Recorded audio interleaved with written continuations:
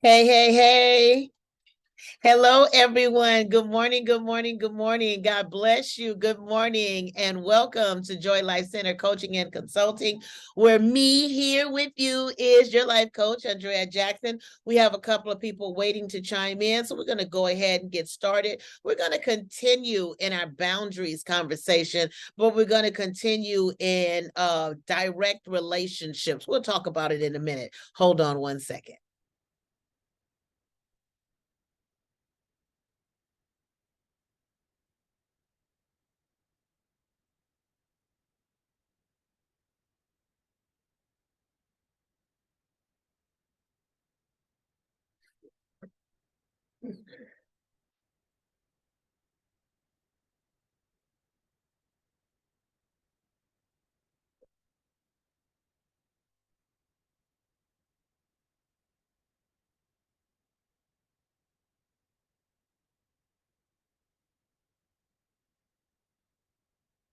Just waiting for audios to connect.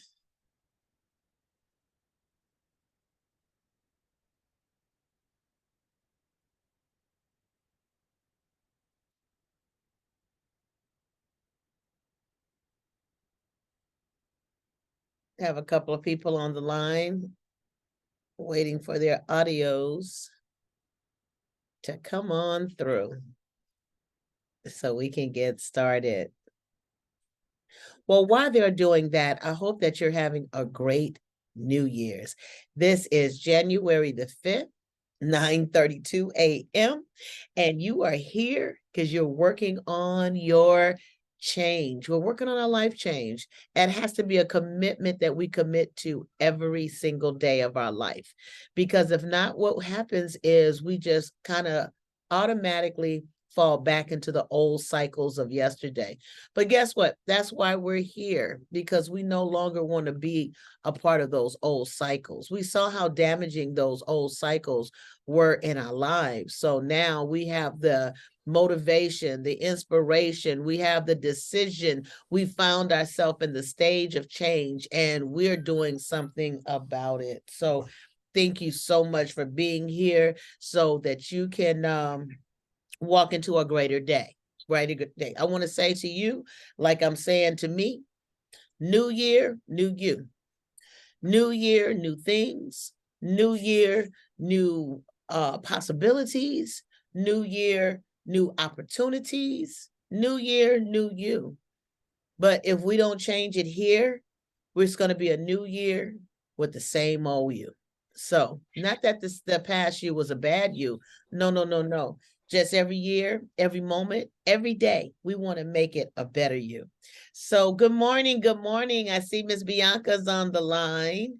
Good morning, Miss Bianca.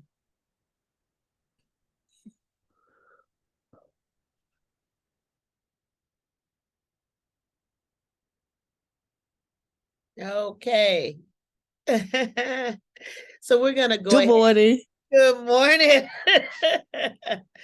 We're gonna go ahead and get started. Looks like we have a new caller calling in. Their audio has not yet connected. So we're gonna go on with whom we can communicate with at this time. Hopefully they can hear us.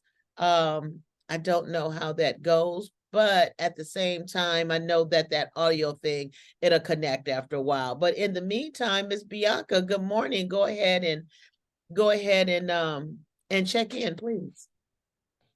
Good morning. Good morning, everyone. I am doing well. Um, Enjoying the weather. Look like it's beginning to rain over here. Oh, finally. So I'm enjoying. Yeah, finally. We are the late bloomers.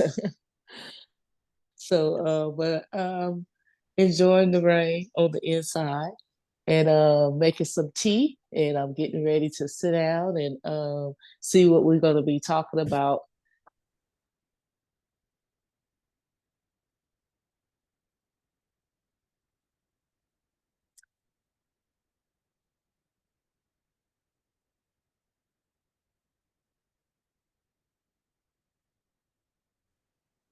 Mm-mm. Good morning, everyone. Good morning. Good morning. Go ahead and check in. It's really, really nice and pouring out there. I'm scared to go out there. Baby said, if your soul not aching in Jesus, you will be washed away. Uh-oh, Washed. literally.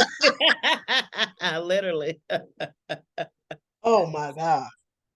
Yeah. It's Thursday morning, the 5th of January.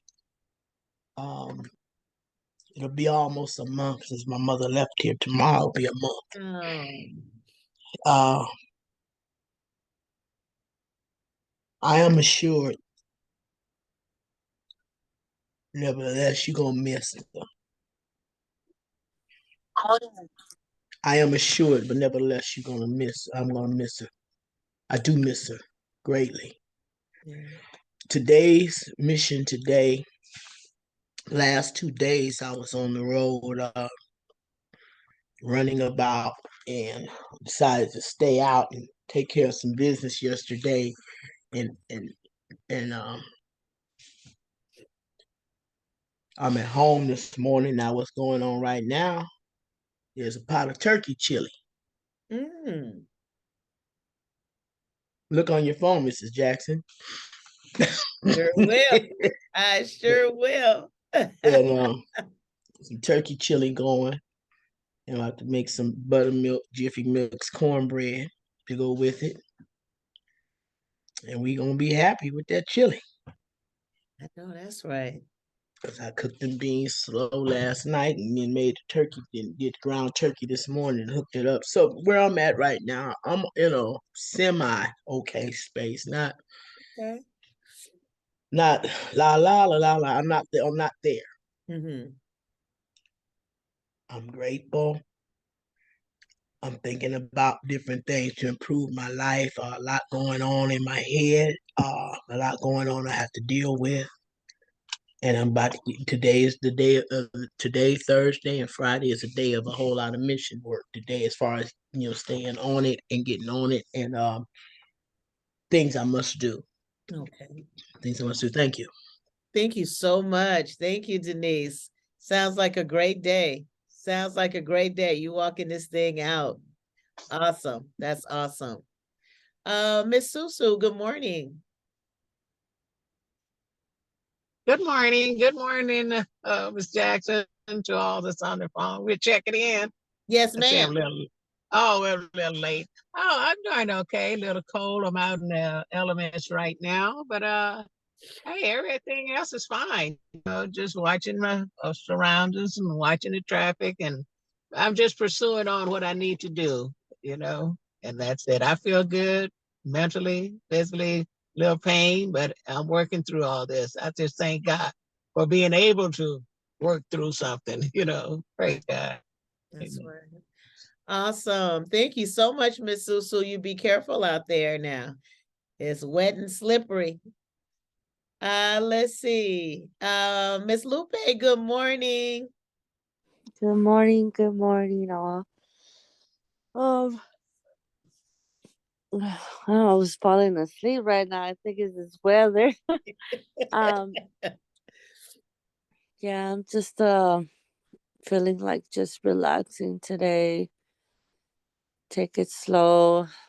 Um, Tomorrow I go and apply for a job, so Okay. I'm excited about finally getting out of the house and doing something. I appreciate the time that I rested. Yeah. It was good for me, but I'm ready to get back out there. And I'm ready to go. yeah, so I look forward for today's lesson as well. Amen. Excellent, excellent. You guys are awesome. I love you all, and I'm just so grateful to how you guys are moving forward. Please excuse me. I have a new phone, new system, and I don't really know how to turn it off from talking.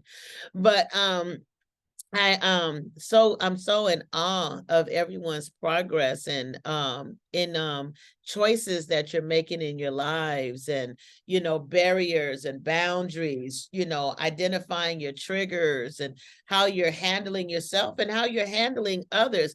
It's an amazing life change that we must walk into to walk into a better us in 2023. Every year, every day, every moment is about abounding. Some moments may not feel like they're abounding. It may not feel like that upward climb. Some moments feel like maybe they're slip backs or little slip ups or little setbacks. But I want you to know that even in that, that's a developing moment. That's a teaching moment. That's a conditioning moment. Don't count it out. Even in your grieving moments when we lose someone, and it's amazing because of course our hearts are broken, we're emotionally torn, but at the same time, there's an inside of that and through all of that, there's also a building. I'm being conditioned how to live without. I'm learning, I'm being conditioned, how to strengthen myself to the next level without, and it's so uncomfortable, but at the same time, it's so reinforcing, it's so strengthening, it's so building at the same time. So don't count out your days. We're going to continue talking about healthy boundaries. We're going to talk about healthy boundaries in the realm of relationships. So we're not just talking about intimate relationships, but we are talking about relationships. Because remember, we have to have healthy boundaries, as everyone shared on yesterday. We have to have healthy boundaries within ourselves, towards ourselves. We have to have healthy boundaries with others. So within the realm of my own authority of who I am, who I desire to be, how I desire to carry myself, because how I carry myself is how I'm going to be respected by the community of friends, the community of my church, the community of my employees or employer, or co-workers, whatever communities that you're in life, society. We have to realize is our boundary to ourselves must first be respected. We talked about on yesterday how some of our boundaries are too close. We have problems saying no. We trust too easy. We just get right on in and we just kind of, the boundary line is bled because we're all hands. We're all on deck. We're sharing too much too soon. We're just not looking at the reality of it. Sometimes these boundaries are blurred because we believe our faith in God sometimes is going to keep us from all hurt, harm, and danger. This got to be the one because he came in my way. I prayed about it. He's here. She's here. So therefore, they must be a part of. No, not necessarily.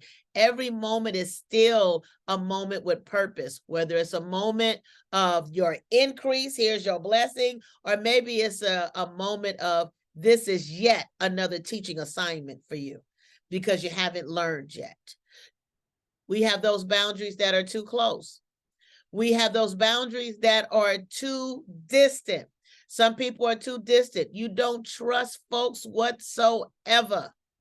You don't look at you isolate, you stay away, you break up relationships, friendships too easy. You don't give it a chance because you're too distant. You won't connect.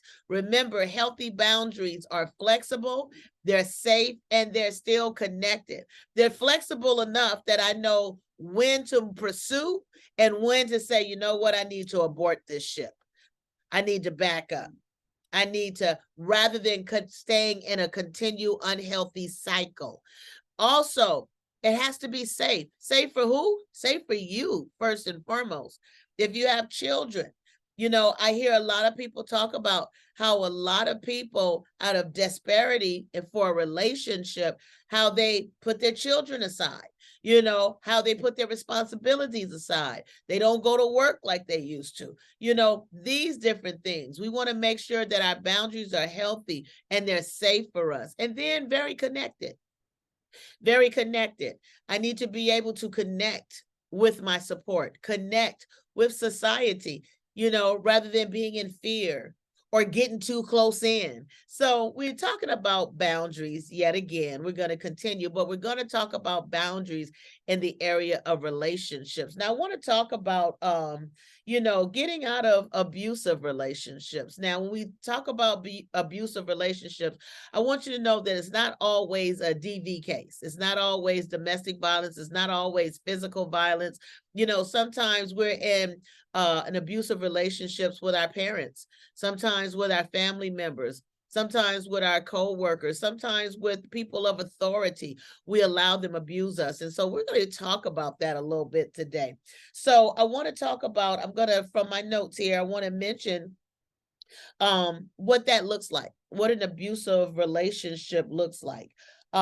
If you're in recovery, especially with drugs and alcohol, if someone is offering you substances, that's an abusive relationship. If they continue to offer you substance as to where you verbally advise them that I'm changing my life, I'm trying to recover, if you've already had that conversation and you've been walking in those steps and they're purposely, now if they're in their disease, that's a whole different story as well. You have to make some choices of separation, because if they're in their disease, they can't help themselves. So and we understand that. But at the same time, it does not excuse the abusiveness of it, whether it's an intimate partner, whether it's a son or a daughter, a mother or a father, or any other family member. If something or someone, is interfering with your process, you guys are in this group. We're trying to overcome unhealthy behaviors, regards to what the unhealthy behavior is. We're trying to break cycles, kill addictions.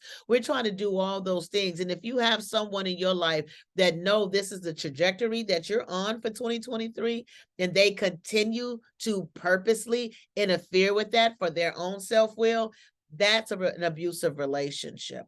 Also, if they repeatedly criticize you, they invalidate your feelings or humiliate you, that's a sign of an abusive relationship. If they manipulate you, if they threaten you or your children, that's the sign of an abusive relationship. If they're physically hurting you or threatening you, that's another sign. If they discourage you from getting help, whether you need medication, whether you need therapy, whether you need to go to church, whether you need to, whatever it is, if they're discouraging you from what benefits you, what takes you to your next, that's unhealthy. Also, if they lie to you repeatedly, their self-will is in charge. That's an abusive relationship. It's an unhealthy relationship for you. And again, remember, I'm not just talking about intimate partnerships. I'm talking about family. I'm talking about neighbors. I'm talking about whoever you have relationships with. Also, if they betray your trust. Now, understand forgiveness. We forgive them. And we're going to talk about that just a little bit, because people have different concepts on forgiveness sometimes. We feel like we are supposed to forgive them and put them right back in our heart.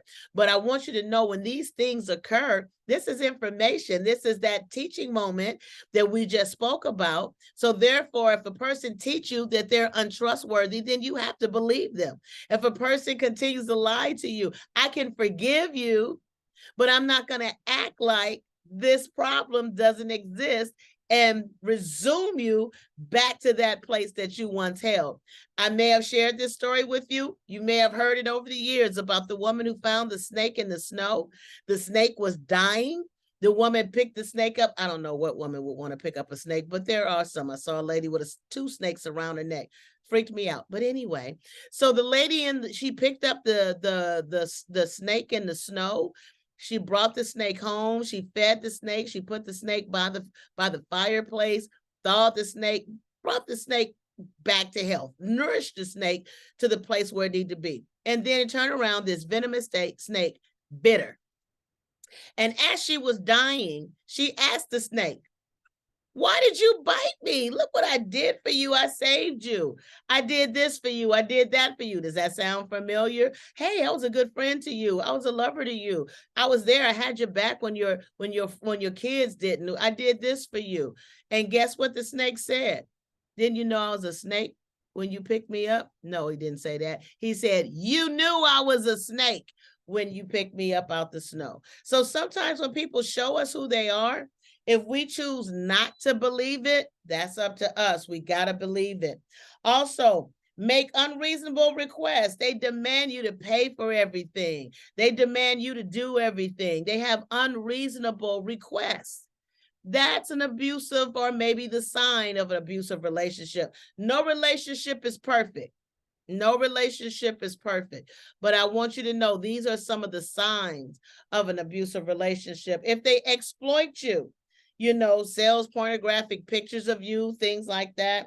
If they ignore your physical needs, let's say that you're in an intimate sexual relationship with them, and you want to have safe sex, you want to use condoms, and they don't. That can be the sign of an abusive relationship, because you're trying to protect yourself and they don't care anything about protecting themselves. All they care about is their needs. Then that's a problem. That's the sign of a problem. Many people stay in relationships of such, and the exploitation, the use, it begins to increase more and more. One more, if it's controlling and over involved, they're telling you what to do all the time, or even part of the time. Just if you sense that sense of control, that may be an abusive relationship. Now, I've given those signs for us to kind of consider, and I want you to kind of think about that just for a moment. You may not be in an abusive relationship right now, and you may be, and I'm not going to ask you to expose that on this public assembly, but I do want you to consider in your heart what relationships are abusive or has been abusive to you that you've learned from and that you're moving forward. What's some signs that you have acknowledged? And if you can make your comments maybe a minute or less, so that everyone will be able to get an opportunity to share.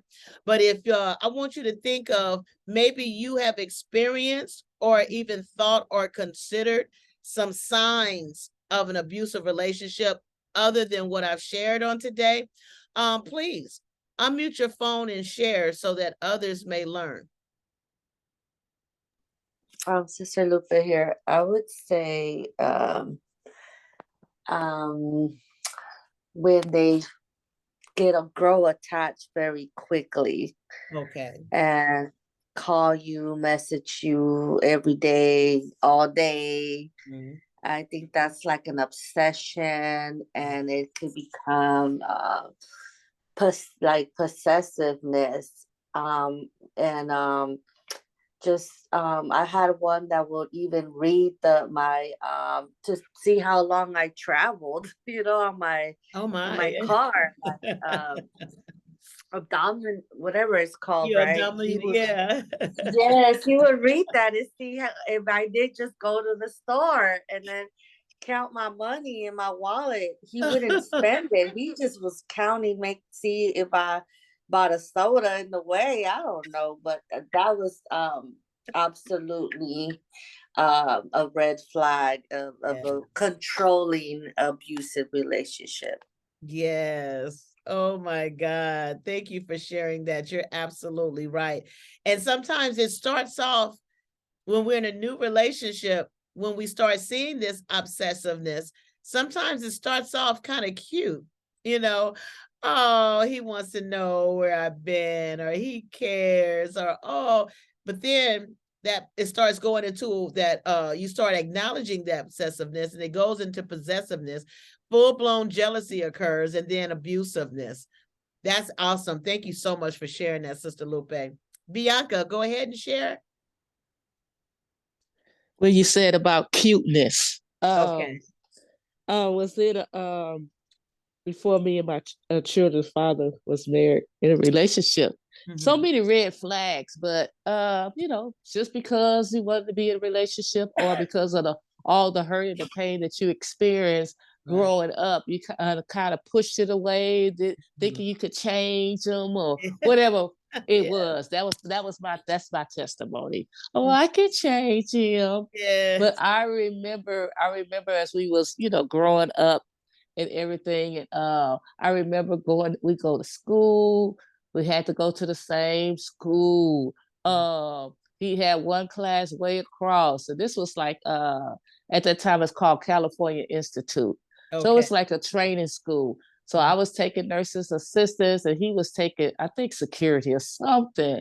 Mm-hmm. He could not stay in his class because I was in a whole nother class, and you had to take each other's blood pressure. So in that class, it was the men outnumbered the women. Okay. So you had to take blood pressures of the men also. Mm-hmm. Oh, that was a problem. We had like this big old glass window where the lobby sit, and you could actually look into the classroom. I would turn my head and look that way. That's when the sight was really good. Turn my head and look that way, and he would be sitting there mad dogged because I'm doing an activity in my class that I need to do because I'm trying to pass this class, right? Right. But at the time, oh, that's so cute. Oh, he just love me. Oh, he just want to be with me. But oh my goodness. Mm-hmm. If I knew then, and I did to some degree, Okay. but if I knew in the fullness of my mind today, back then, oh, that would have been a no-go. Right. That would have been a no-go. But again, and that went on. That was in the store. That was at the school. That was just wherever we in family houses, and there'd be some people that brought their friends over, and they looked at me. I was kind of cute. They looked at me and they looked at me and don't bet not smile. You bet not smile or anything. But yeah, so yeah, the cuteness, that was just so Yeah. cute in the beginning. Oh, he loves me. Nobody's ever Yes. acted like this behind me. But Right. yeah, red flag, red flag, red Red flag. flag. Run, run, danger, danger. Oh wow, thank you for that, Bianca. That's a perfect illustration of how that abusiveness, we don't recognize it sometimes straight off if we haven't had any experience with it. That was an awesome illustration. Anyone else? Any other signs of an abusive relationship, or let's even say definitely an unhealthy relationship? Any signs other than the ones we spoke of earlier, or other than the ones that's been shared so far? Go ahead, Denise. I got a good one. Get a good Oh, one. I All got a right. good one. Uh-oh. Oh yeah. Now, in my years, I'm gonna tell you something. Most of my relationships were not long lasting, and there's probably and I know there is a spiritual reason for that. I understand it now. Okay. Understand it now. But this one particular relationship I had got, this was my next to last intimate relationship prior to my change. Okay. These last two was my come to Jesus. they It helped helps you greatly. right along. They helped escort me into the presence of the Lord.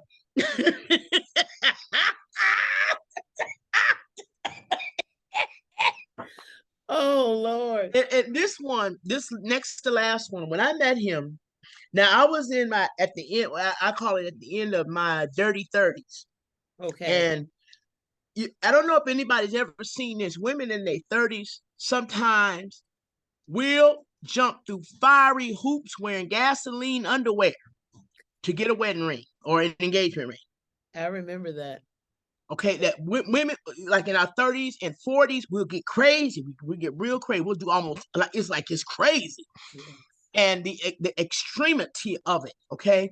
Yes. And ignoring red flags. Now I'm not knowing, because I've only had, like, I think when I look back over the generations, over the years, that I only had one extremely jealous man. That was when I was very, very young, I was a teenager.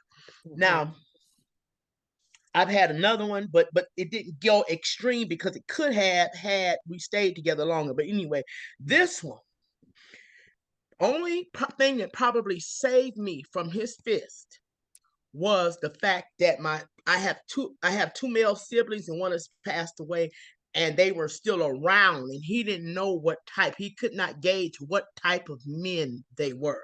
Okay. Okay. He did not know. But he wanted control of me.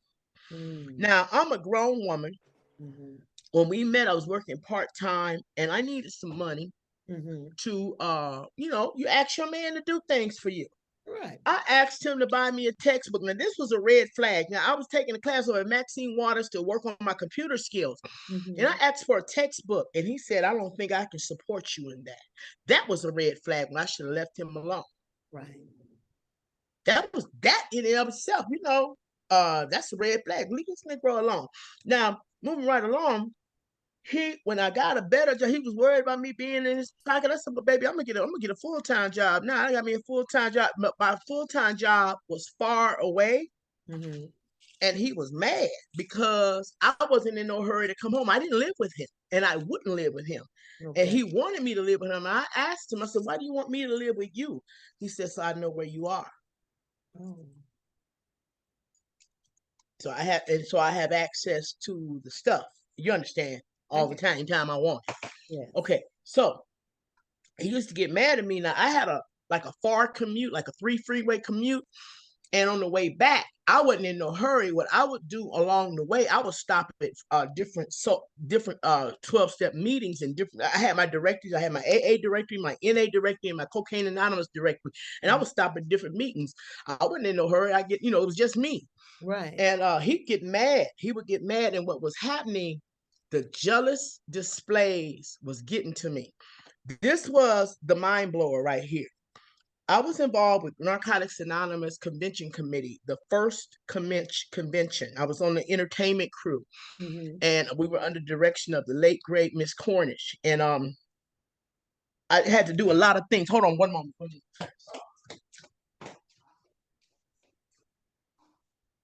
I had to do a lot of things with the convention. A lot of things with the convention. We had a lot of meetings because it was our first greater LA area, the colored folks, first convention in the LA area. Mhm. And we had a lot of meetings, and he used to be jealous of the meetings and jealous of my involvement in the fellowship. He was newly clean and sober, but I made a mistake of messing with a crazy newcomer. I learned my lesson. But anyway, what happened was we were at the Bonaventure. And as the people from different areas all over the country poured into the Bonaventure, we were welcoming them. I was welcoming people. I welcome. Hey, welcome, welcome.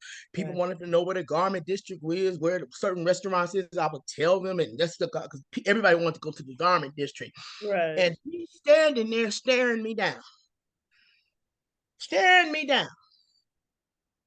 And I was working all weekend, most of the weekend. Anything entertainment had to do, especially like when we had a big funk concert.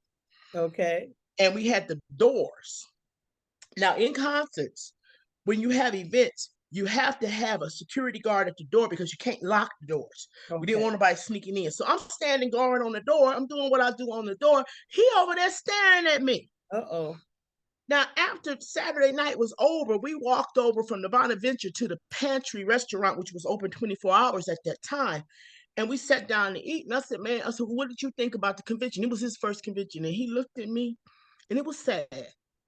Miss Jackson, it was sad. And he said, you know, I was so busy watching you and what you were doing that I missed what I was supposed to get. Wow. And he wanted control of telling me how to spend my money. And what was happening, it was wearing down for me. Yeah. Now, at the end, the only thing that kept my attention, he used to make his mama's chicken. His mama had this bomb chicken recipe. And I used to go sneak in his house and get the chicken and get him in the shower. And then I get the chicken and run out the door. I was scandalous. Oh, yeah. That was some chicken, boy. That was some good chicken. That rosemary chicken was But what he told me later on, we parted company and I went through a lot of stuff. And I got into this next relationship, which is terribly, was another type of ridiculousness. But anyway, but this is interesting. This guy, he got after a church girl. And this girl was like, no, sir, you don't get nothing. Mm-hmm. And he followed her in church and he got saved and got filled with the Holy Ghost. Okay. And he called me to witness to me but he had treated me so badly that I could not receive his witness. Okay. But he prayed for me. Mm. It's an unusual story. Mhm. And after I got saved, I crossed his path, and his wife, the lady he ended up marrying, she was a Christian, but she was a controller and very verbally abusive to him. Mhm. And God had gentled his heart, so he wasn't the same man, and he couldn't hang, and he kept relapsing. And Oh, he kept and they ended up breaking up, and he went back to his old vicious ways. But anyway, we talked in the aftermath, and he said, Denise, how my daddy raised us, me and my brother, he was a mean man. He told us, he said, boys, when your woman ain't at her job and she's not with you, she probably out doing something, or ain't at home, wow. or not at home, she's out doing something. And Mhm. his daddy was a horrific cheater and a horrific abuser of his mother. And she took it for many, many years. That came that breaking point for her. Some Mhm. people stay in that stuff for many, many years. But anyway, he Yeah. told me they was raised like that. Today, as an older sister, if I did meet somebody, and they'd be like, homeboy, I'm grown, you're grown.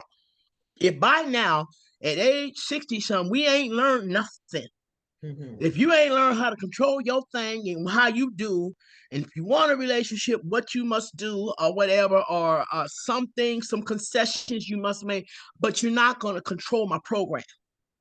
Right. You're right. We've You're identified not going to those control my signs. money. You're not going to do that no more. It's just Good.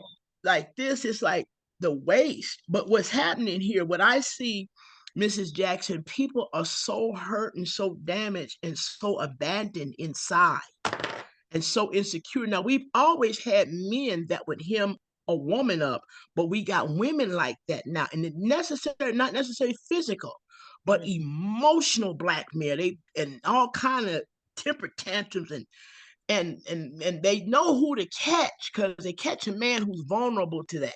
Mhm. Mhm. It's deep. Oh my God. And some of the Yeah. things, but people have a severe abandonment issues, but Mhm. I can't fix your stuff. You got to Absolutely. fix your stuff. Thank you. Absolutely. Thank you for sharing that. And then, even the outside of your personal experience, even learning at some of these abusers have been taught to be in their development, parents are parents. They don't come with do's and don't books, just as children don't come with how to handle me books. So they go by their way of thinking. So thank you so much for that. Like she was sharing, the young man was taught by his father. This is how I go. And that's a trusted source that gave him this information. And so now abusers sometimes are made. Sometimes they're born, but sometimes they're made. They're groomed into. So thank you so much. One other person, is there something that you have identified to be a sign of an abusive relationship, other than from the list that I've shared on this morning, or other than what's been shared already?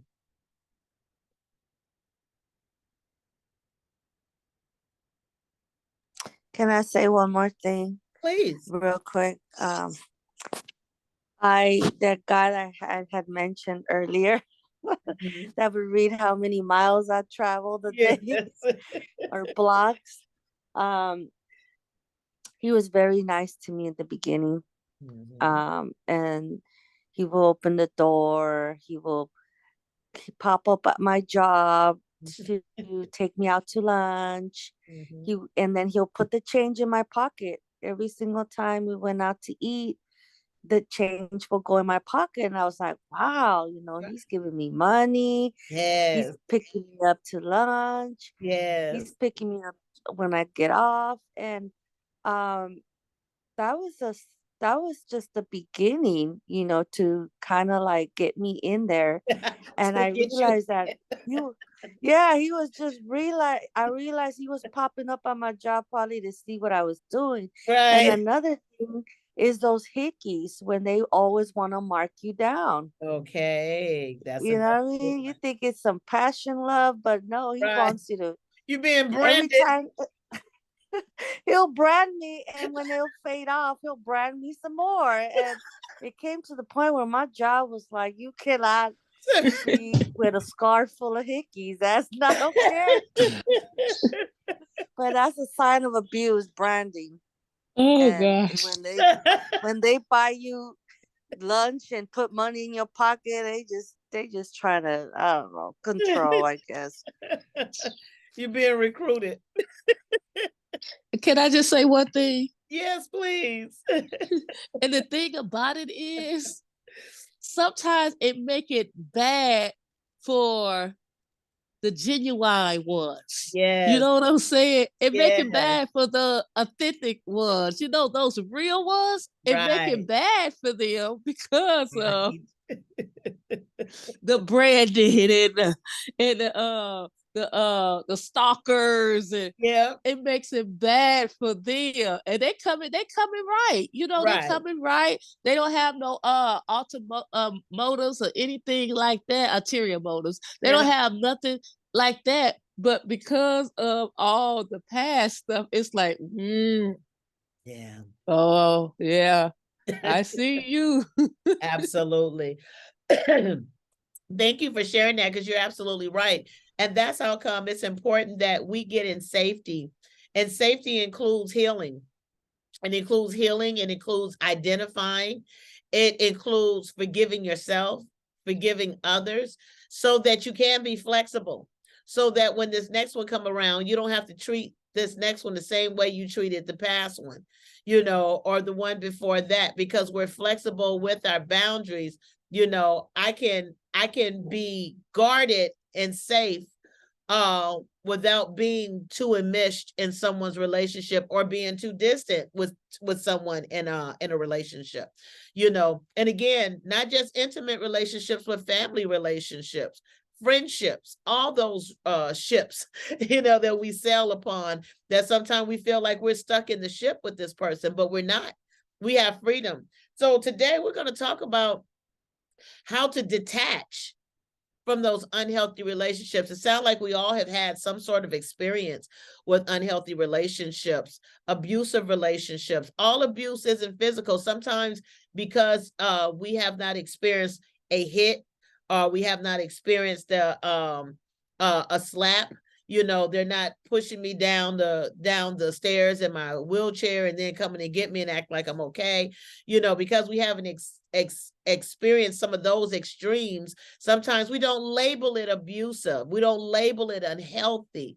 So one thing that we want to kind of learn going into 2023 is there's some things that I'm going to see the red flag, and I'm gonna recognize it to be a red flag. I'm not just gonna say, "Oh, look at that wonderful red flag." We're gonna ignore that and keep going, because I don't want to label him or her like I did according to the last one. No, we start making excuses and things like that, or just like you guys were saying earlier on the line, "Oh, I can change them," or you know, through Christ all things are possible. We'll get this. Yet we invest too much too soon, and that's a sign of unhealthy boundaries. I'm too close in. I'm going to fix this problem. I'm going to take this person's life with that Messiah complex, borderline enabling, you know, and I'm going to make them better.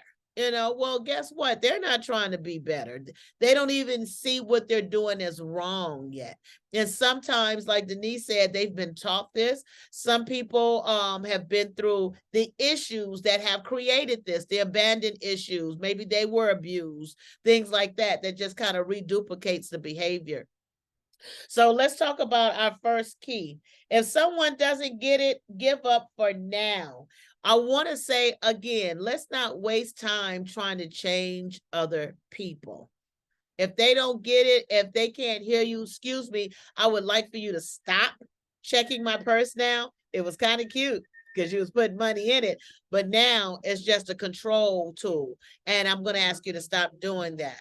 You know, when I come home, I don't always come directly home. And I may or may not feel like checking in. I'm not supposed to drive and use a cell phone. So I'm not supposed to check in. So what I'll do, I'll be accountable. Of course, we're going to be accountable in relationships, but we're not going to be controlled. So when you find yourself in some of those types of relationships, then we want to identify that I'm gonna give up on this for now. Sometimes we have a hard time saying I need to leave. So let's at least commit to not changing a person. I'm going to read a couple of others. Even if you cannot leave a damaging relationship, you can still detach from it. You know, especially like a family member or something like that. Because maybe it's not an intimate relationship that but maybe it's an unhealthy one. Let's say that you have a family member and you identify the abuse in this relationship. You identify the red flags and you finally decide to do something. You don't have to cut them out your life completely, but there are some people that maybe you need to handle differently. You maybe need to stop telling them your secrets, you know, those vulnerable parts of you. Remember, Superman, he was super in all of his ways, but at the same time, Superman had a weakness, and it was kryptonite. And if the enemy found out what his weakness was, they would always use it against him. So some family members, some friendships, maybe some even intimate partners, we need to identify, let me stop giving my vulnerabilities out. Let me stop sharing my weaknesses, and let me maybe detach from this relationship. If I can't just turn around and walk away, or maybe I don't feel a need to turn around and walk away, I just got to handle this person a little different. You know, everybody got that auntie or cousin that just blabs everybody's business. Well, make sure your business not in their mouth. You ain't got to worry about wanting to go beat them up later or being angry when you hear your story back almost unrecognizably because they've changed it so many times. You don't have to worry about it if you don't worry about, you know, you change the way how you deal with that person, how you handle that person, and how you allow that person to handle you. Also, if enough reasonable people tell you, baby, you in a bad relationship, believe them. Consider it as a truth. Listen to them, if nothing else. You know how sometimes we hear so many people say, you know what, that's not healthy for you. Again, I'm not just talking about intimate partnerships, but I'm definitely not excluding them. We look at who we're connected to. Remember, boundaries are flexible, they're safe, and yes, they are connected. But who are we connected to? Now, I'm going to pause there because I want to hear from you. Those three ways. These are three suggestions in detaching from an unhealthy relationship. Is there anything that so far you want to comment on? Bianca. Mm-hmm. Family. Okay. Because I always felt like and been has been done as the outsider, the black sheep of the family or whatever. There has been a lot of problems. Okay. And so when I say problems, it's like, you know, you act like you're too good, Miss Goody Two Shoes. It don't take all of that. Reason why you don't have nobody is because all you about is going to church and going to work, and that's it. That's all. So that's stuff that I just had listened to, endured, or whatever. But there has been family member, oh my goodness, that has just really been a red flag. Just no matter how much I give, no matter how much I do, there's always a knife in the back and the blade is turned and broke off in my back. Wow. To the point where you know, sometimes, you know, being a Christian and being a woman of God and being, you know, a leader, you know, you hear that quote that everybody like the quote, and you supposed to be. And you supposed to be a leader. You supposed to be a woman of God. You supposed to be a pastor. You suppose. So what all that suppose is that you don't have no feelings. Right. You not human. None of these, all that stuff goes out the door because you supposed to be. And this is the way you supposed to act. And no matter how many times people do you this way, that way, and that way, and turn you every way but loose, you supposed to. Wow. So with that mindset, it took me where I continue to take a lot of that because my mind was saying, I don't want God to be angry with me. So let him walk all over top of me. Let them Wow. take their shoes off and rub it in some dirt outside and then bring it in and rub it all on me or whatever. Let them do all of that. Because I don't want God to be upset with me. Because I know he say love his people. I know that's what he say, you know, so I don't want to fall into the hands of an angry God. But after growing a little bit and maturing a little bit and getting some wise counseling, you know, realizing, you know what? Yes, God said you to love. He did. The greatest thing of all this is love. But Yeah. also, he has given you common sense. Yes. You know when thing has they have crossed the line. You know. And so what I had to do is I had to reposition. Mm-hmm. Still my family member, love them dearly. If it's anything I could do for them, I definitely will. But I had to reposition them for my safety, Yes. for the safeties that I take care of. Yes. So I had to reposition them.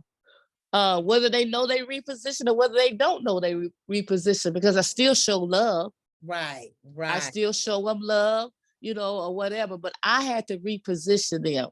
Mm-hmm. I'm so grateful of learning the 3 Ps. If I had to learn that a long time ago too, I would have been so much further and better. But I thank God that when I did learn the 3 Ps, you know, the private, the personal, and the public.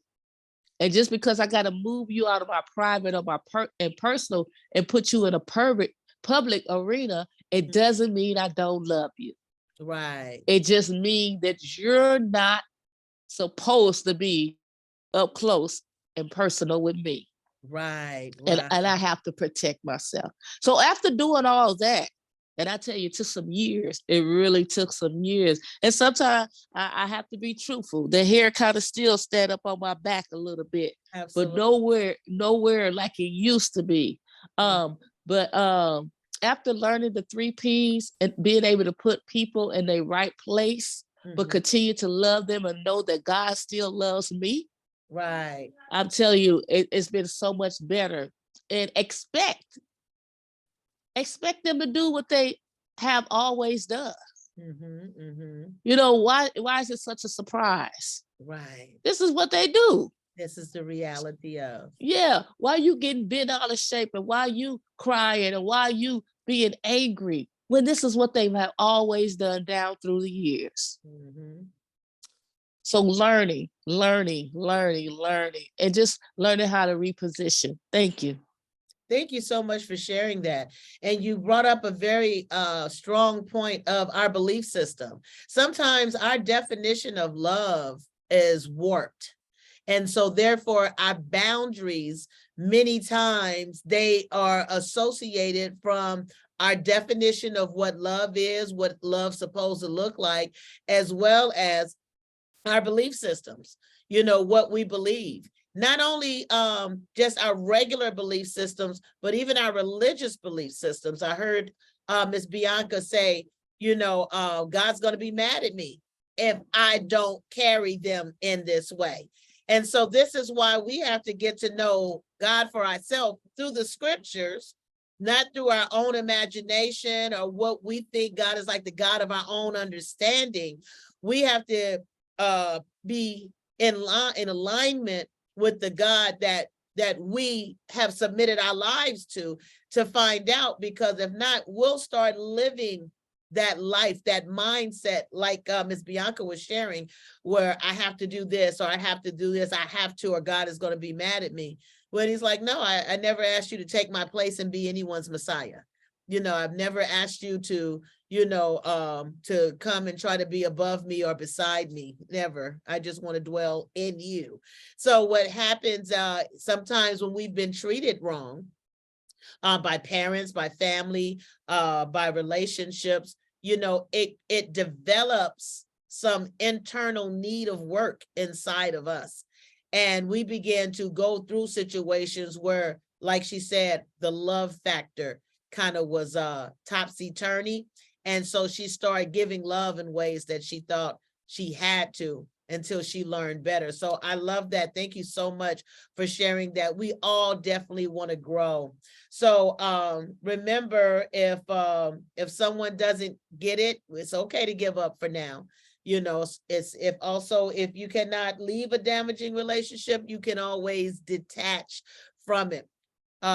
Again, how you interact with that person. And we're not just talking about, again, intimate relationships. We're talking about all relationships, intimate relationships, family relationships, friendships, you know, sometimes how we deal with our former lovers, our exes, our things like that. You know, we create rules according to maybe what we perceive or what we think, but we have to create the rules on what's happening right now, how this person is handling me, how this person, now that I realize that this isn't some cute, enduring show of love, but this is actual control. This is actual abuse. This is exploiting you, exploitment. After you identify, again, whatever it is, it doesn't mean that the whole relationship is abusive, but if you start noticing some of these things that we talked about earlier, the signs of, then you need to recognize the red flag for what it is. Also, if enough reasonable people tell you, you know what, that relationship is, listen to them, at least consider it. I'm gonna go to the next three for the sake of time, and then I'm gonna open the floor back up. This one is one that I always talk about. It's better to be alone than in a destructive relationship. Some of us have grown up, and I'm gonna mark my age, I have no problem, I'm 57 years old, with the songs of Aretha Franklin. It's better to have a piece of man than no man at all, or Percy Sledge, he'll stand outside in the rain, for that woman. And who is that other one?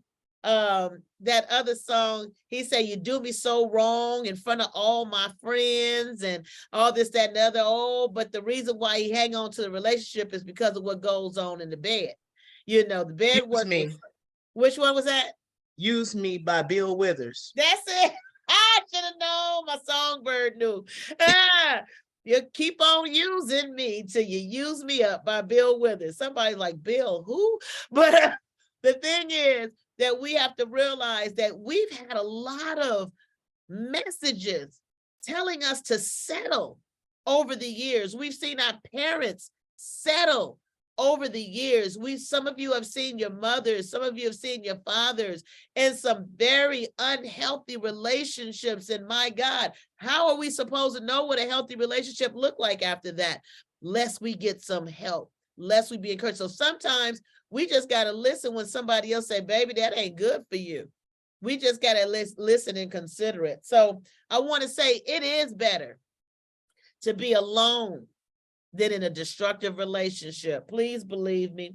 Also, destructive relationships can be as addictive behaviors, as being addicted to drugs, as being addicted to alcohol, being addicted to anger.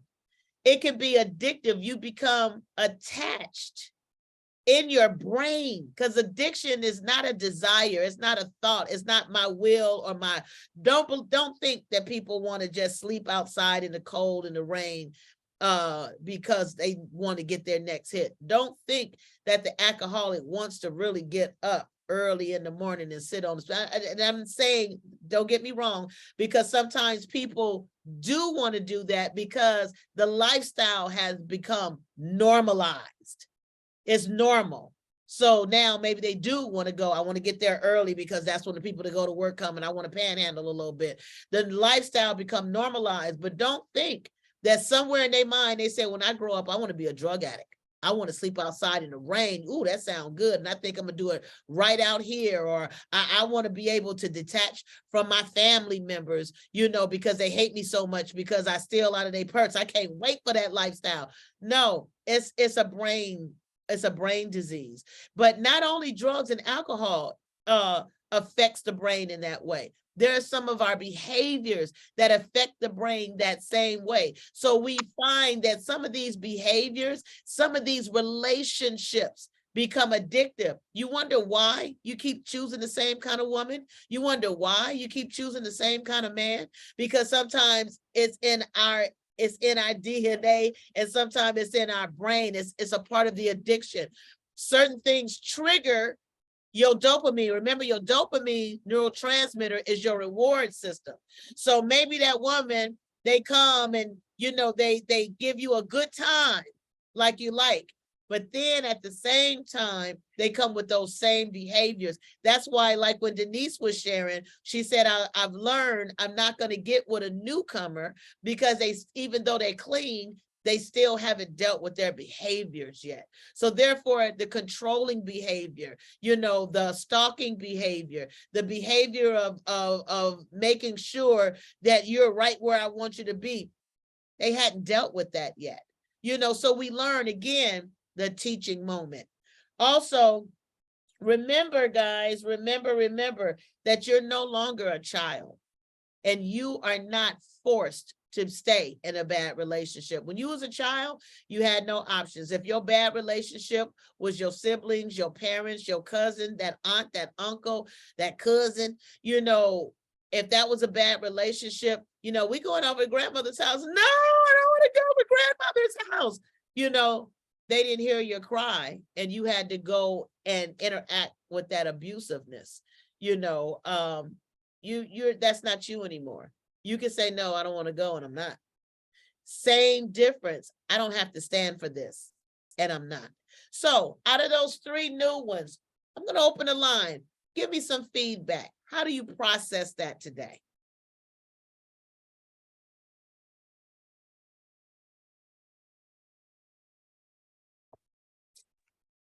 It's better to be alone. Oh, go ahead. Okay. I've seen some things, and if I can share a couple things, because I was talking about it this morning with someone, I think, or yesterday. No, last night I was talking with somebody last night. Mm-hmm. When you used to work for Shields, and I did internships at Shields at the Genesis program. And the day that I came in there, like each one of the Shields programs, substance abuse recovery, however, but each one has a particular component that this group of clients have in common.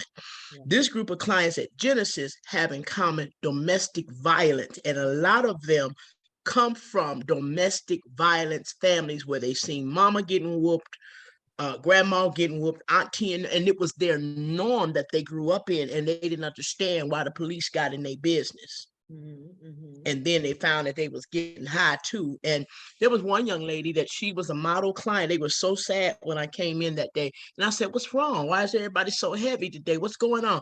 They said one of our star clients who really, really worked a good program, but her man did not want to work his program, like the program of going through the domestic violence remediate, what the offenders have to go through. Right, and he didn't do none of that, but she couldn't leave the man alone. Wow. And she lost permanent custody of her children. Oh, wow. Because she could not leave that. She was addicted.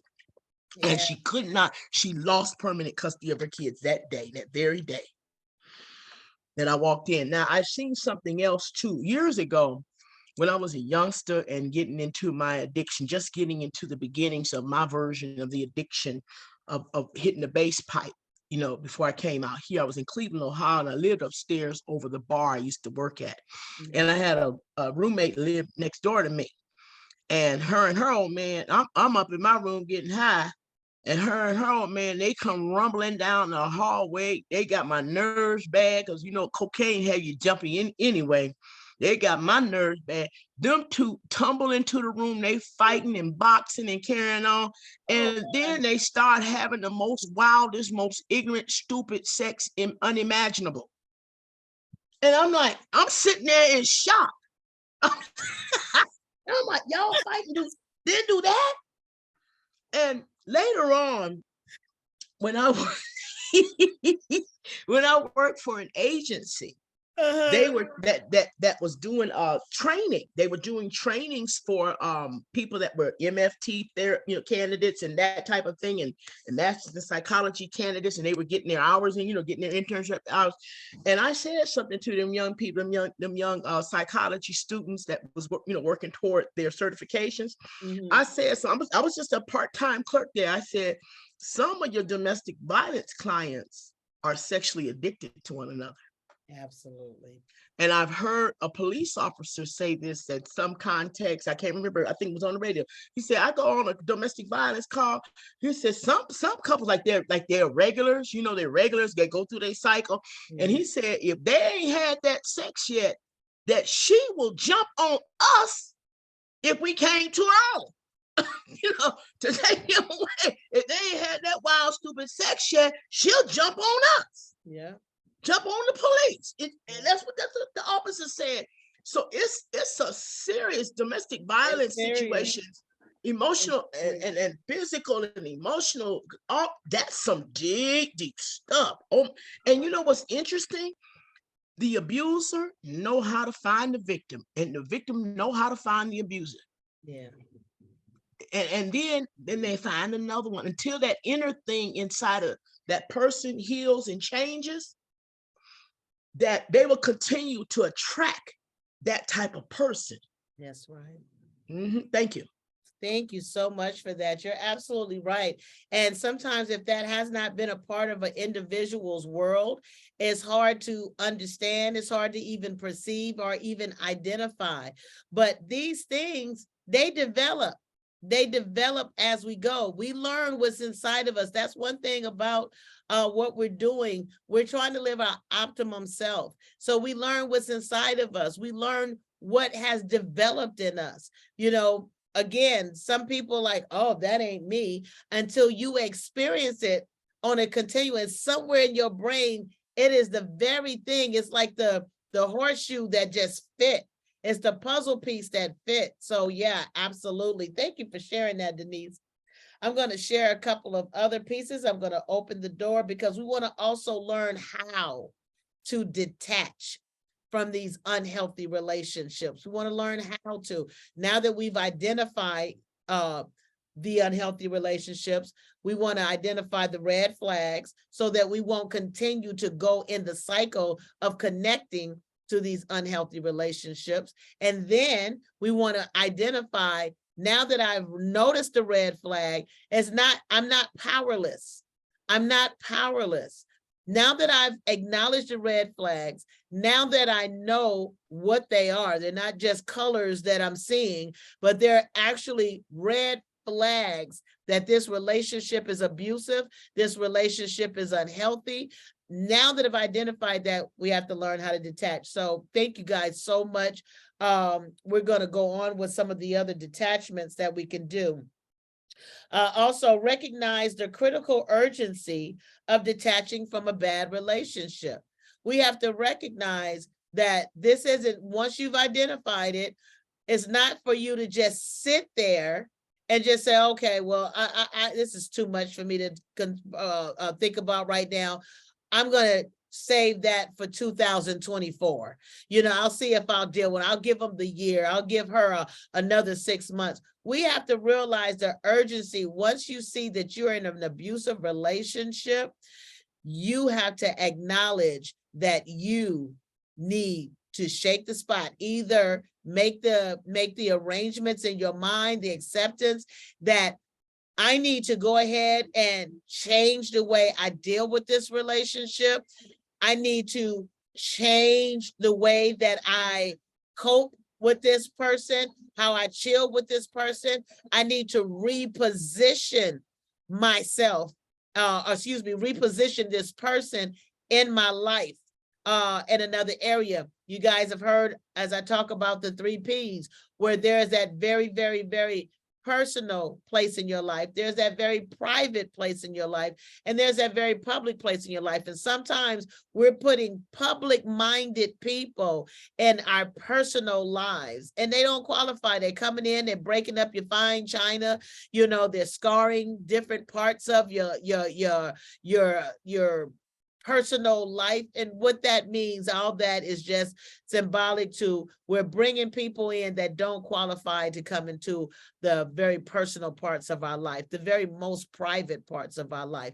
Everyone doesn't need to be in the intimate realm of you. Sometimes we move people in too fast because maybe we like them. Maybe they just fine. You know, they came around more than twice. You know, they give me money. They take me out to eat. So now we've moved them to a place of a personal place, but not knowing that they don't qualify to occupy that space. So now they're damaging you. They're abusing you. They're breaking your fine china. They're breaking everything that you had in place to do for the betterment of you. So those are some examples of that. So sometimes we have to identify that I have to detach. Detach sometimes means how I deal with a person, what I share with this person. I have to start letting go. It doesn't always mean I got to walk out the door and leave. Because remember, we're not always talking about intimate relationships. Sometimes maybe you're at home with mama, and mama or daddy is not well. Maybe you're renting a place, you know, and the people that you live with aren't well. They're abusing you. Sometimes we settle for the abuse. Let's kind of think a little bit in realms of detaching from the abuse. Also, once you make a decision to leave a damaging relationship, the how will present itself. Sometimes like, oh, you just don't know my situation. The how will present itself. It will. It will present itself because we are, for one, faith-established people. So once I recognize that this place, I'm living beneath what God has for me, I'm living beneath what I believe has been promised to me, then now I have a mind to hear another frequency. Sometimes we don't have the mindset to hear because we're not ready to let go. There's been all kind of opportunities that's been presented, but we didn't have a mind to go in that direction. So we didn't have an ear to hear. So a man thinketh, so is he.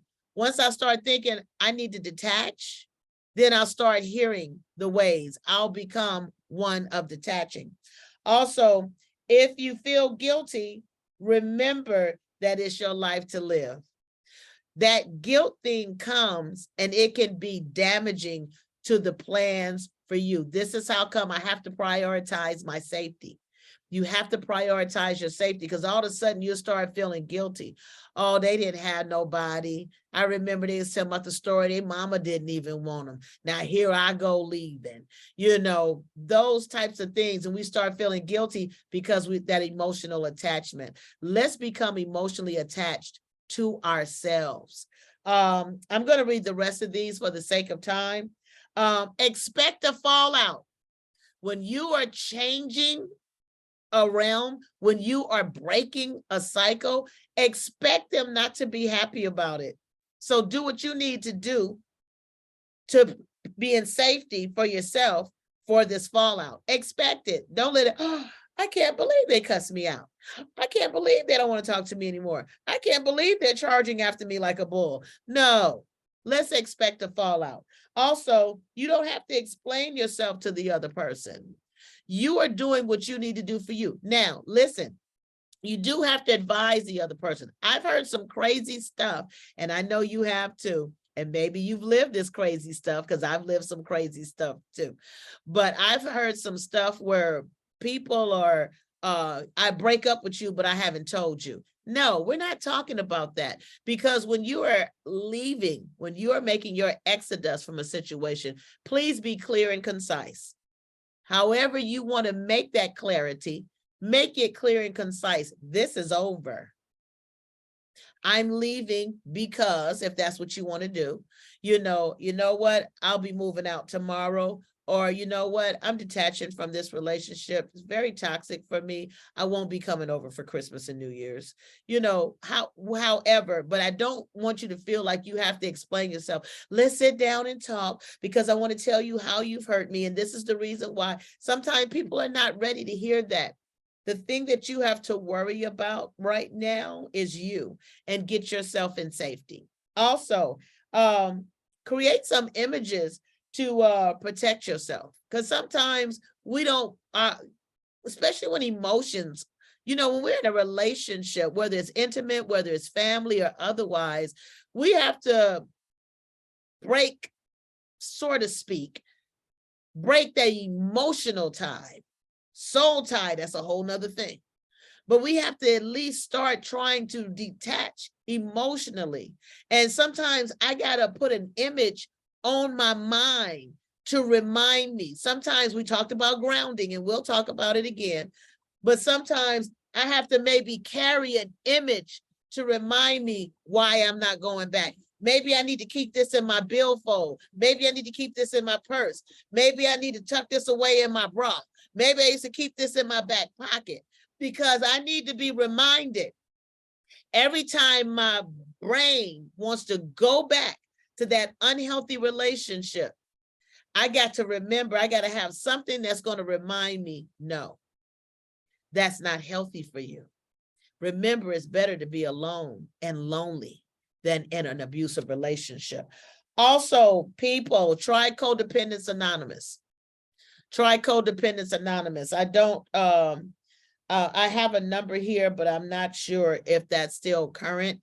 And maybe I can post it on another on another forum. I hope you guys are connected to Joy Life Center Facebook page. Excuse me, not face. Yeah, it's a page. It's a page. Excuse me. Joy Life Center. Please, if you haven't joined in the community, please do, because I do plan on doing some live things there that I think that we all can benefit from.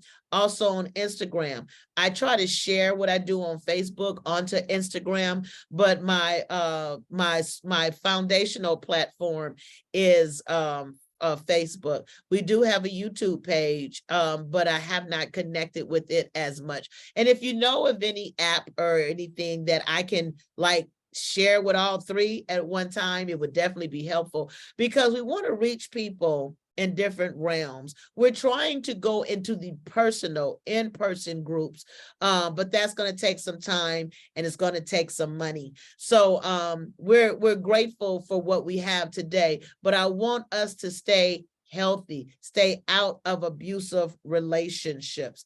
Any other comments to those that I've just read? Yes, ma'am. Yes, ma'am. Mrs. Jackson, now this is what I wanted to learn. So, I took mine through Project Peacemaker, and maybe I need to find out how to get refreshed or whatever, because I would like the opportunity to work, to have that maybe as a part-time hustle, the domestic violence. I dealt with the offenders. I got trained in dealing with the offenders. And we had a women's group. We had a small women's group, but the men's group, of course, was larger, that I got trained up under at Place of Family, Shields Place of Family, right up on Central. Now, is there ever in relationships like this where he stops beating her, or they stop banging on one another like that, and that there is love and respect? Because I feel that once somebody starts slamming you, there's no respect there. Now, my grandmother and I, this is the history I've heard, that they used to get drunk and they used to fight.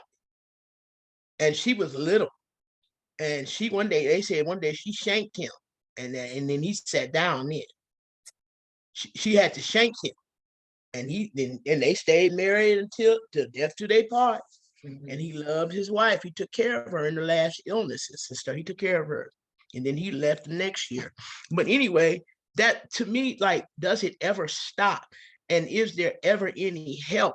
And another thing too is the danger of getting out of that relationship, because the person that is being literally physically abused and intimidated and different things, the level of frozen fear in their brains, and Yeah. and it's hard to get them out. And they keep coming to you crying and woo-hooing, or maybe they don't. I remember one of my young ladies that God allowed me to help somewhat. I tried to help her, but that broken part, I've talked to her recently, that broken part is still there.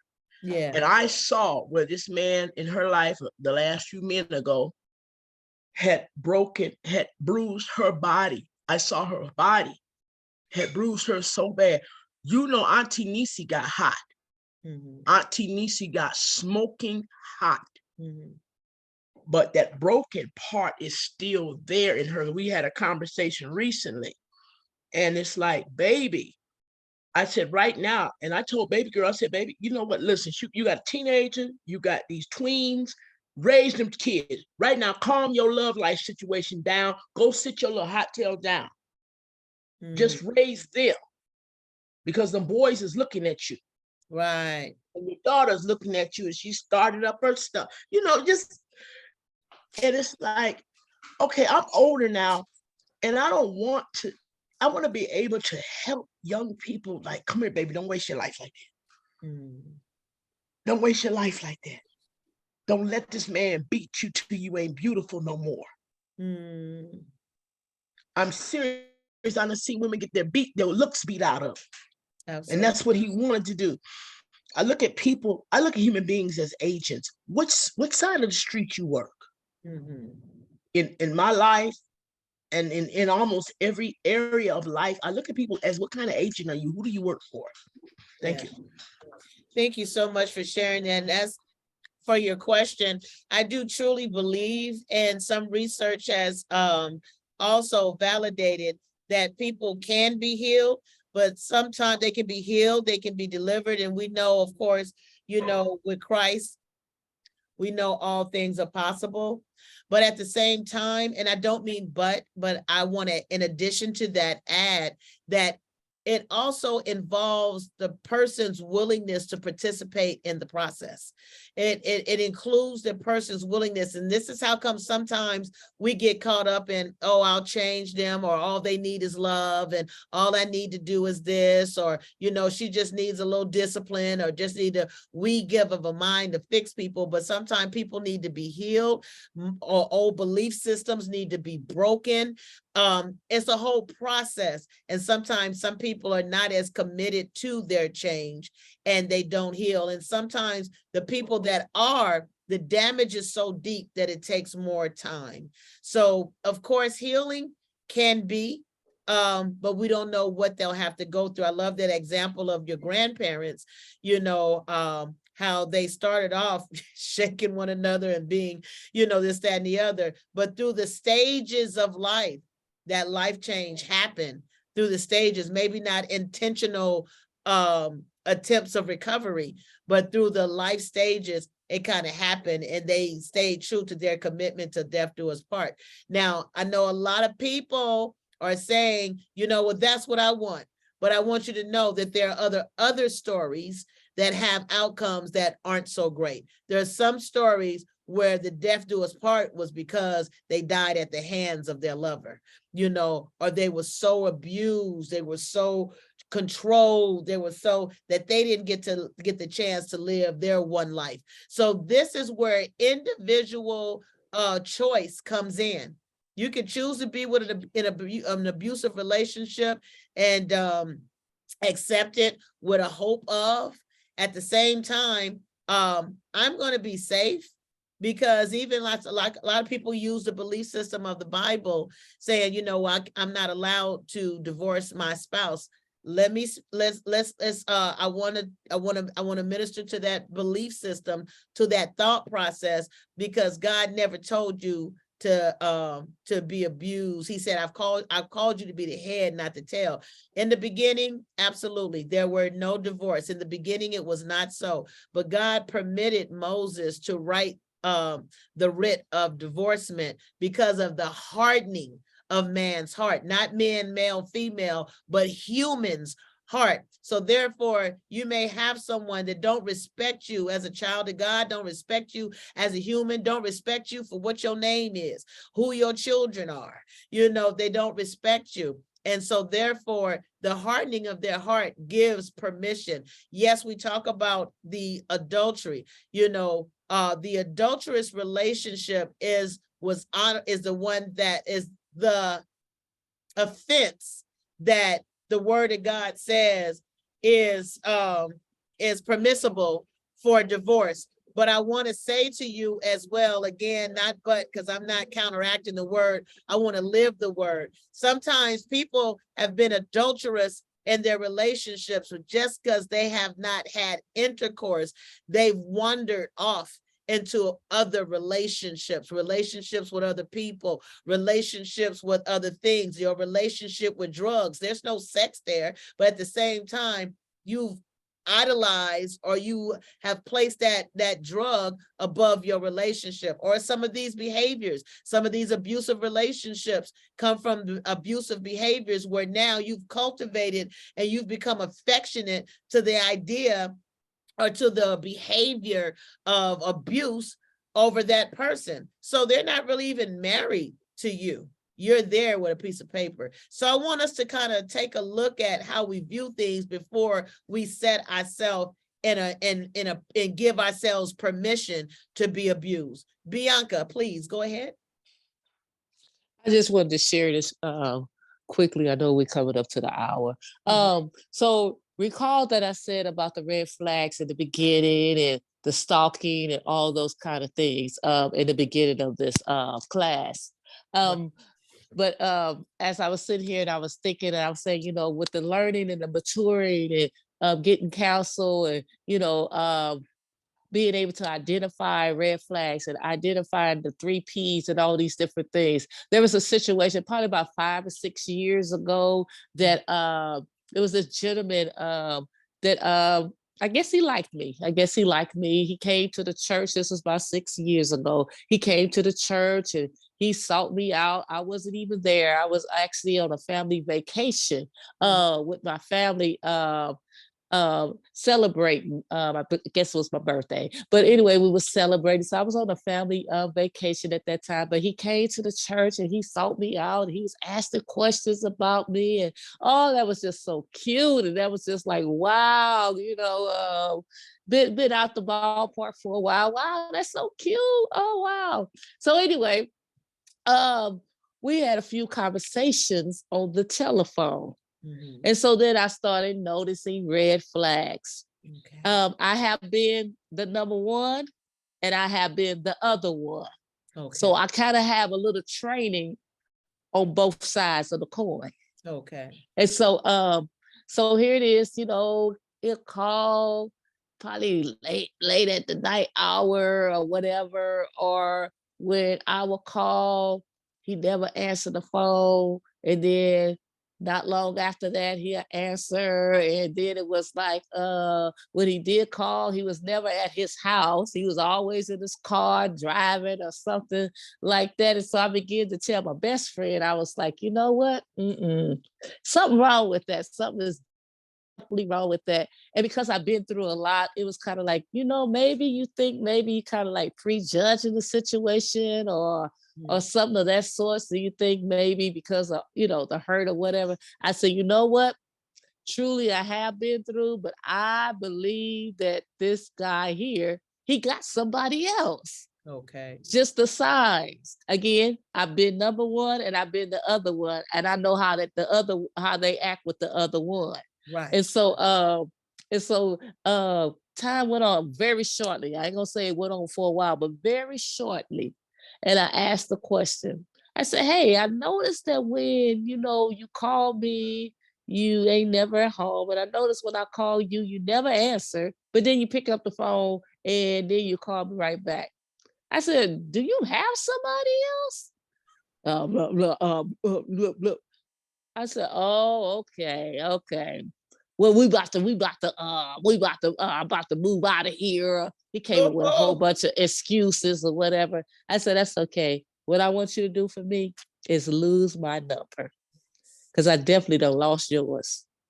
and I hung up. But had I not went through what I went through prior, and had I not matured in that area to some degree, then that would just been something. Because I always believed after, when I became the other one, it was like no responsibilities, none of that. Do whatever we do, we part. That's it. That's all. But because I had all that training, I was able to identify, no, Black man, there's something going on. Right. So paying attention to the red flags, and not just paying attention, but learning that when you see a red flag, believe it. Yeah. If you got to do a little investigating because of the hurt and the pain that you went through, investigate. Yes. And once you see it, get out. Get Thank you. I love it. This is how we breaking cycles in 2023. We're going to learn from those teaching moments that we have had, these moments that we say, oh, that was bad. Oh, I don't want to repeat that. That wasn't too good. Good. Because that means it taught you something. So we're going to learn from those teaching moments, and we're not going to recycle them into our 2023. We're going to put some stop gaps in our lives where we're going to say, hey, wait a minute. I've been here before and I know my way out. But guess what? If I don't jump in this hole, I don't have to worry about getting out of it. And that's where you can say, you know what, baby girl, you know what, handsome, sorry, but I can't take this ride. You know what, mom, you know what, dad, I'm sorry, I can't take this ride. You know what, son, you know what, daughter, I can't take this ride. Auntie, cousin, grandma and them, I can't take this ride because guess what? I'm prioritizing me. Don't have to be disrespectful. Doesn't have to be ugly. All it has to be is done, is necessary. So I thank you guys for another great group identifying abusive and unhealthy relationships and, just some how to get out of them tips. So let's not repeat cycles of unhealthy relationships. We don't have the time in the day for that. We don't have the time of life. Life is to be enjoyed, live good lives. We want to live good days, enjoy good days, and live good lives. Hey, I want to say to you, I know various ones are on from various circuits. And, if you have a fee, we pay our fees every Friday. We on that $25 special that's continuing. If you're on a pay scale, $25 a week for our sessions, group sessions, and I hope that they're blessing you. If you are a part of a agency or you are a part of an organization that you've already known that you're not held to the pay scale, but you're held to a donation. You can make your donation at $Joy Life Centers, and that's with an S, JoyLifeCenters. $Joy Life Centers. You can make your donations there or Zelle 310-756-3780. If you go onto the website, there's a link to make payments and things like that. You can always give a donation so that we can continue doing what we do. We're looking to enlarge our territory. There's a song that William Murphy sings, and it's called Just Us. And that song has become my anthem for Joy Life Center, because even if it's just us, it's still enough of us. We want to change the world. We want to change the world one individual at a time. If we can walk out healthy, then guess what? We have the power to now help change someone else's life. Invite someone.